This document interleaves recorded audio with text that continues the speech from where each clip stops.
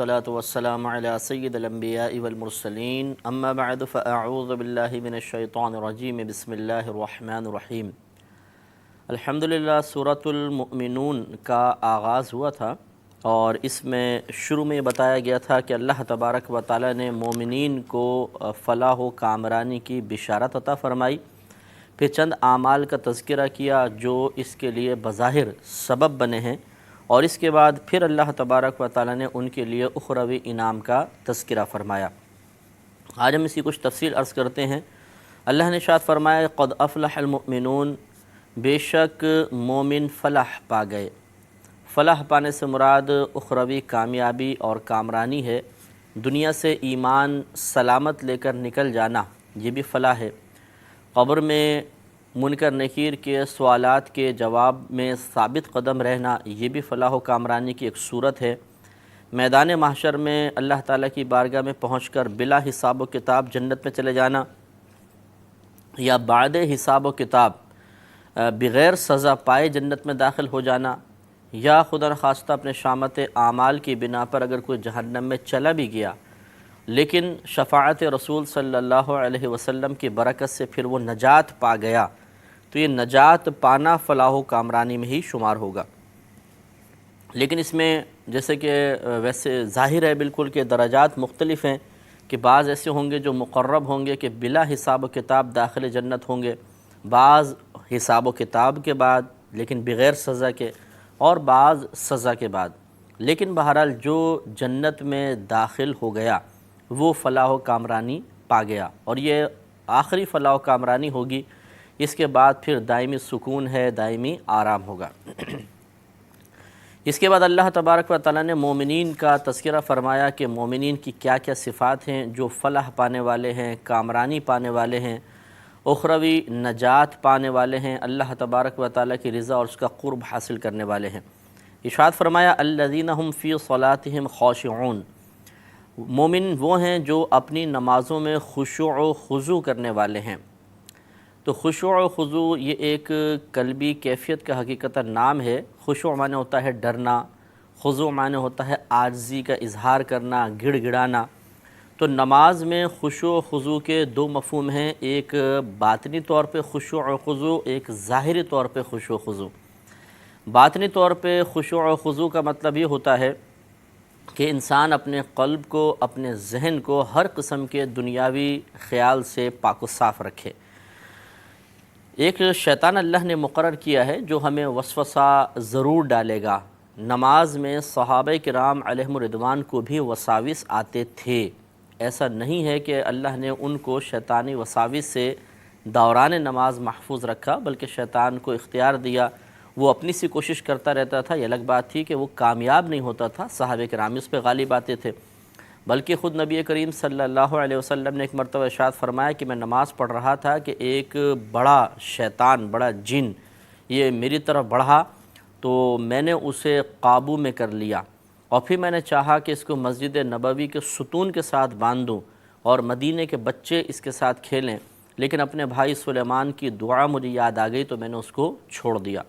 اور سلیمان علیہ السلام کی دعا یہ تھی کہ اللہ تعالیٰ مجھے ایسی سلطنت و حکومت عطا فرما جو کسی کو بھی حاصل نہ ہوئی ہو۔ تو اس لیے نبی کریم نے حضرت سلیمان علیہ السلام کی دعا کا لحاظ کرتے ہوئے کہ انہیں جنات پر بھی حکومت حاصل تھی، سرکار نے اسے چھوڑ دیا، جانے دیا، لیکن شیطان نے معاذ اللہ یہ کام کیا، اس جن نے یہ کوشش کی کہ کچھ وسوسے ڈالے یا کوئی شیطانی دکھائے، نبی کریم صلی اللہ علیہ وسلم اس پر غالب رہے۔ تو اسی طریقے سے یہ یاد رکھیں کہ دنیاوی خیالات تو آئیں گے نماز میں، لیکن آنا برا نہیں ہے، خیالات کا لانا برا ہے۔ جو خشوع و خضوع کے منافی عمل پایا جائے گا، اس کے خلاف عمل ہے وہ دنیاوی خیالات کو جان بوجھ کر لانا۔ اس میں ایک تو یہ ہے کہ آپ نے ابتدا سے غور و تفکر شروع کیا، خود ایک موضوع ذہن میں لائے، پھر اس کے بارے میں غور و تفکر کرنے لگے، یہ تو صراحتاً لانا ہوا۔ یا پھر ایسا ہوا کہ ایک خیال آیا، ہم لائے نہیں، شیطان نے ذہن میں ڈالا، اور پھر ہم اس پر غور و تفکر شروع کر دیں، اور پھر اتنے دور نکل جائیں کہ ہمیں خود نہ پتہ چلے کہ میں کیا کر رہا ہوں، رکعتیں بھول جائیں، قراءت بھول جائے، یا امام صاحب کے پیچھے ہم نے اپنے آپ کو خیالات کی دنیا میں مگن کر لیا، اور امام صاحب قرات کر رہے ہیں، ہم نے کہا چلو جی ہم خیالات کی دنیا میں گم ہو جاتے ہیں۔ وہ تو جب امام صاحب رکوع کے لیے اللہ اکبر کہتے ہیں تو یہ سلسلہ خیالات منقطع ہوتا ہے اور انسان اپنے قلبی لحاظ سے نماز میں حاضر ہو جاتا ہے۔ تو یہ جو دنیاوی خیالات لانا ہے ابتداءً یا شیطان کی طرف سے آنا پھر ہمارا اس میں مشغول ہو جانا، یہ دونوں صورتیں خشوع و خضوع کی راہ میں رکاوٹ ہے، یہ خشوع و خضوع نہیں ہے۔ ہاں اگر ویسے آپ کی مکمل توجہ اللہ کی طرف ہے، دل دنیاوی خیالات سے آپ نے پاک و صاف کیا ہوا ہے، یہ بڑا اعلیٰ درجہ ہے۔ یا پھر شیطان کے مسلسل وساوس آ رہے ہیں، وہ توجہ دلا رہا ہے کبھی گھر کی طرف، کبھی دوستوں کی طرف، کبھی کاروبار کی طرف، لیکن ہم اس کو جھٹکتے چلے جا رہے ہیں، ان خیالات کے سلسلے کا تسلسل قائم نہیں ہونے دے رہے، تو پھر یہ بھی خشوع و خضوع ہی کہلاتا ہے۔ اگر ہم خشوع و خضوع کا یہ معنی رکھیں کہ کوئی خیال آئے ہی نہیں، ایسا نہیں ہو سکتا، آئے گا، لیکن اس کے اندر مشغول نہیں ہونا ہے۔ تو اگر ہم اس کو جھٹکتے رہیں، رد کرتے رہیں، اپنے ذہن کو اللہ کی طرف متوجہ کرتے رہیں، تو انشاءاللہ پھر یہ خشوع و خضوع کے منافی نہیں ہوگا، اور جو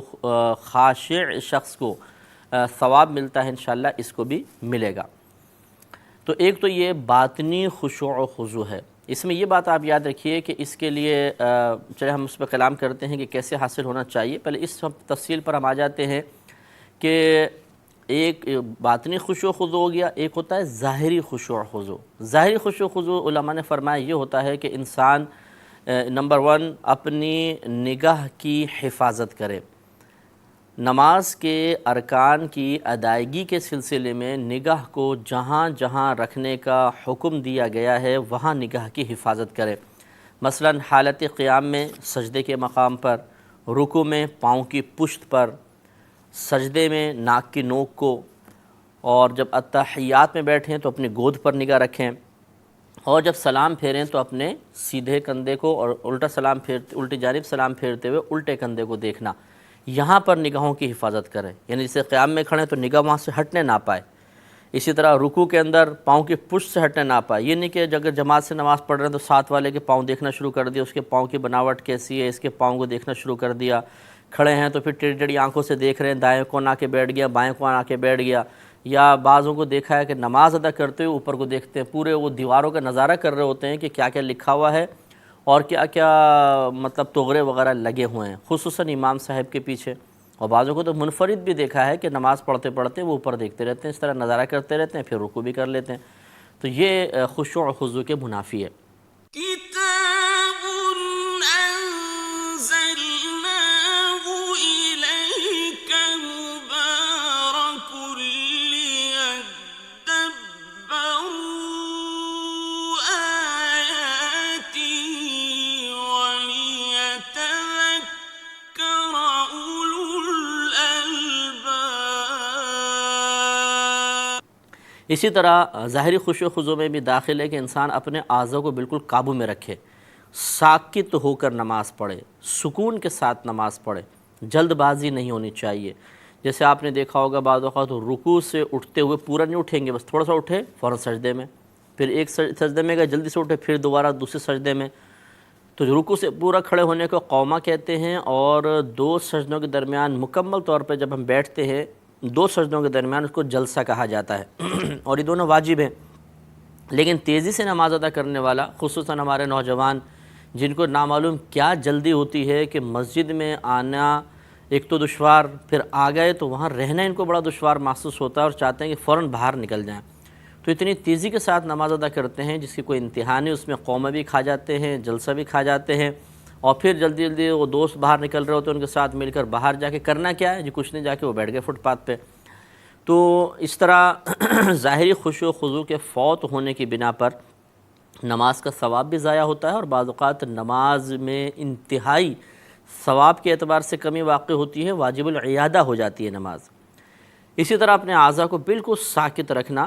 یعنی بعض ہوتے ہیں کہ نماز پڑھتے ہوئے جھولتے ہیں، اس طرح جھومتے ہیں، تو یہ جھومنا بھی خشوع و خضوع کے منافی ہے، بالکل ساکت ہو کے نماز کو ادا کرنا چاہیے۔ اسی طریقے سے اپنے جسم کے ساتھ کھیلنا، یہ بھی خشوع و خضوع کے خلاف ہے، یعنی داڑھی سے کھیلنا، یا مطلب یہ ہو گیا آستین صحیح کر رہے ہیں، اپنے کپڑے جھاڑ رہے ہیں، نماز کے دوران یہ کام چلتے رہتے ہیں، نبی کریم صلی اللہ علیہ وسلم نے ایک شخص کو ملاحظہ کیا کہ وہ نماز پڑھتے ہوئے اپنی داڑھی سے اس طرح کھیل رہا تھا، تو ارشاد فرمایا کہ اگر اس کے قلب میں خشوع ہوتا تو اس کے اعضاء بھی خشوع پذیر ہوتے، یعنی اگر دل اس کا نماز میں حاضر ہوتا، اللہ تبارک و تعالیٰ کے دیکھنے کا تصور اس کے پاس ہوتا، تو پھر اعضاء بھی خوف کا اظہار کر رہے ہوتے، اعضاء میں بھی سکون ہوتا۔ لہٰذا خاشعون سے مراد وہ ہیں کہ جو آداب ظاہرہ اور آداب باطنہ کے ساتھ نماز کو ادا کرتے ہیں۔ باطنی آداب یہ ہیں کہ کوئی دنیاوی خیال دل میں نہ آئے، اور اگر آئے تو اس کو فوراً جھٹک دیا جائے، اور ظاہری آداب یہ ہیں کہ بالکل پرسکون ہو کر، ساکت ہو کر تمام ارکان کو مکمل طور پہ ادا کرنا، اپنی نگاہوں کی حفاظت کرنا اور اپنے اعضاء کو بیجا حرکات سے محفوظ رکھنا۔ یہ چیز جب حاصل ہوگی تو ہم خاشع کہلائیں گے۔ نبی کریم صلی اللہ علیہ وسلم نے ارشاد فرمایا، جس نے 2 رکعت نماز اس طرح ادا کی کہ کوئی دنیاوی خیال اپنے دل میں نہ لایا، آنے کا نہیں فرمایا بلکہ فرمایا نہ لایا، تو وہ گناہوں سے ایسا پاک و صاف ہو جائے گا جیسے آج ہی اپنی ماں کے پیٹ سے پیدا ہوا ہے۔ یہ اتنا افضل ترین عمل ہے، اپنے قلب کی حفاظت کرنا، آنے والے وساوس سے لڑ کر انہیں اپنے سے دور کرنے کی کوشش کرنا۔ یہ کوئی معمولی بات نہیں ہے، بہت بڑی بات ہے کہ اللہ تعالیٰ خوش ہو کے بسا اوقات انسان کے تمام گناہوں کی بخشش فرما دیا کرتا ہے، جس سے کہ حدیث سے ظاہر ہے۔ لہٰذا ہمیں کوشش کرنی چاہیے کہ اپنے ان خشوع و خضوع جن چیزوں سے بڑھتا ہے، یا جو چیزیں خشوع و خضوع میں شامل ہیں ان کو شامل کیا جاتا ہے، ان تمام کی حفاظت کریں تاکہ ہمیں خشوع و خضوع حاصل ہو۔ مثلا مثال کے طور پر اچھی طرح وضو کریں، بالکل کامل وضو کرنے کے بعد جس مقام پر کھڑے ہوں پہلے وہاں پہ سکون سے آپ یہ اپنا ذہن بنائیں کہ میں اپنے تمام اعضاء کو خشوع پذیر رکھوں گا، خشوع و خضوع کے ساتھ نماز کو ادا کروں گا، اپنے باطن کی حفاظت کروں گا۔ یہ پہلے آپ خیال پکا کرنے کے بعد جب نماز کا آغاز کریں گے تو انشاءاللہ آپ کا یہ قصد، یہ ارادہ، یہ عزم مصمم بہت حد تک آپ کے قلب کو نماز میں حاضر رکھے گا۔ تکبیر لگانے کے بعد پھر وہی نگاہوں کی حفاظت، آپ قیام میں اپنے سجدے کے مقام پر دیکھیں اور بالکل ساکت کھڑے ہوں، بالکل ہلے جلے نہیں۔ جتنی جسم میں کھجلی ہو رہی ہو، کوئی مکھی مچھر تنگ کر رہا ہو، حتی الامکان کوشش کریں کہ آپ اس طرح ہاتھ سے اڑائیں نہیں، ہاتھ ہلائیں نہیں، بالکل خشوع و خضوع کے ساتھ آپ کھڑے ہوں، بالکل ساکت ہو کے کھڑے ہوں۔ اگر آپ اکیلے پڑھ رہے ہیں تو پھر آپ جو قرات کر رہے ہیں اس پر آپ غور و تفکر شروع کر دیں، میں کیا پڑھ رہا ہوں۔ مثلا الحمد شریف کا ترجمہ سیکھ لیں، جو صورتیں آپ پڑھتے ہیں ان کا ترجمہ آپ سیکھ لیں۔ ترجمہ سیکھنا کوئی مشکل نہیں ہے، قرآن کھولیے، جو صورتیں آپ پڑھتے ہیں ان کو، جو مختصری ہوتی ہیں، جو ہماری آخری 30ویں سپارے کی اکثر ہم صورتیں چھوٹی چھوٹی پڑھتے ہیں، ان کو آپ 2-4 دفعہ، اگر ایک صورت کو آپ پڑھ رہے ہیں 2-4 دفعہ اس کا ترجمہ دیکھیں گے، ذہن میں آ جائے گا۔ اب آپ نماز پڑھتے ہوئے جیسے الحمد شریف پڑھ رہے ہیں تو ترجمہ بھی ذہن میں لاتے رہیں تو انشاءاللہ وساوس سے بھی محفوظ رہیں گے۔ اور اگر امام کے پیچھے آپ نماز پڑھ رہے ہیں تو اگر آپ کو ترجمہ آتا ہے تو بہت ہی اچھی بات ہے کہ آپ تراجم پہ غور و تفکر کرتے رہیں، اور اگر ترجمہ نہیں آتا تو کم از کم امام کی قرات کی طرف متوجہ رہیں۔ تو اس طرح ظاہری اعضاء کو سکون پذیر رکھیں اور اپنے قلب کو باطنی لحاظ سے محفوظ رکھنے کے لیے، شیطان کے وساوس سے بچانے کے لیے آپ ترجمے پہ غور کر سکتے ہیں، امام کی قراءت پر غور کر سکتے ہیں، اور اسی طرح اللہ کے دیکھنے کے تصور کو جتنا پختہ کریں گے دل اتنا حاضر رہے گا۔ نبی کریم صلی اللہ علیہ وسلم نے ارشاد فرمایا کہ جب تم نماز ادا کرو تو اس طرح ادا کرو گویا کہ تم اللہ تعالیٰ کو دیکھ رہے ہو، اور اگر تم اللہ تعالیٰ کو نہیں دیکھ رہے تو وہ تو تمہیں دیکھ ہی رہا ہے۔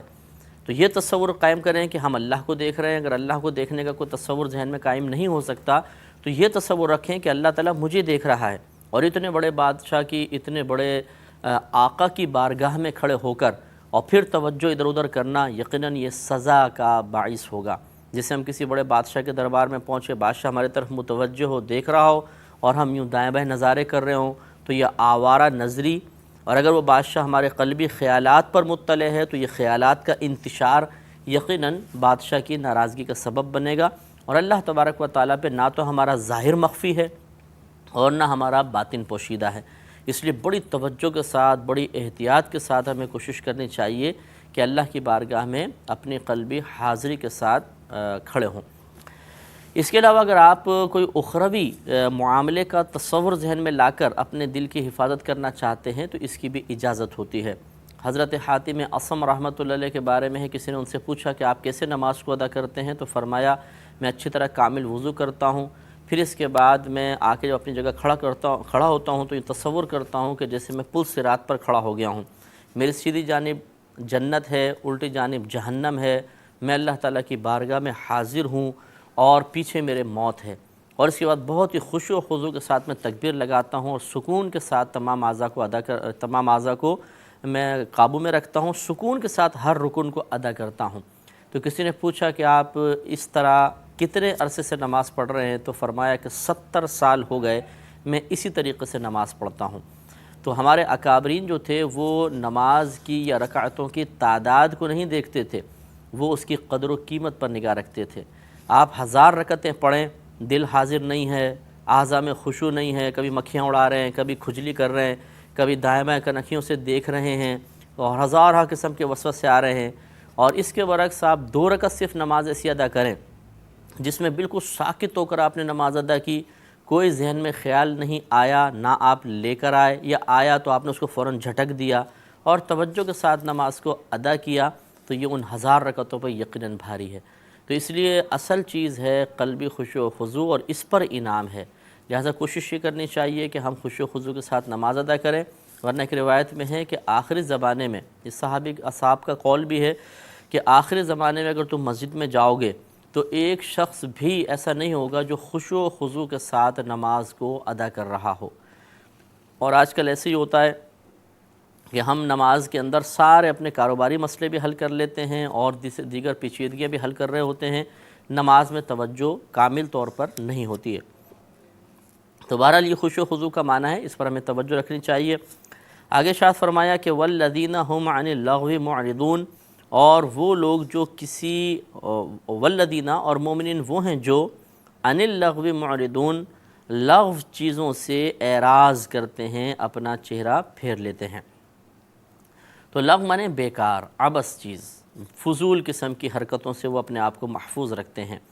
تو مومن جو ہوتا ہے وہ عبث چیزوں سے، بیکار لہو و لعب کی چیزوں سے اپنے آپ کو محفوظ رکھنے کی کوشش کرتا ہے۔ اس میں تمام وہ حرکتیں آ جاتی ہیں جن کا نہ تو کوئی دنیاوی فائدہ ہے نہ کوئی اخروی فائدہ ہے۔ یہ آپ یوں سمجھ لیجئے کہ نعمتوں کا استعمال جو ہے وہ بعض اوقات تو کسی دنیاوی فائدے کے حصول کے لیے ہوتا ہے،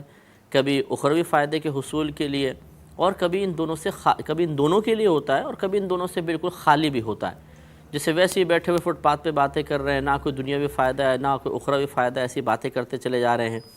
تو یہ لغو سے اعراض کرنے میں تمام بیکار باتوں سے اعراض کرنا شامل ہوگا۔ اس پر انشاءاللہ ہم کلام کریں گے اگلے پروگرام میں۔ وآخر دعوانا ان الحمدللہ رب العالمین۔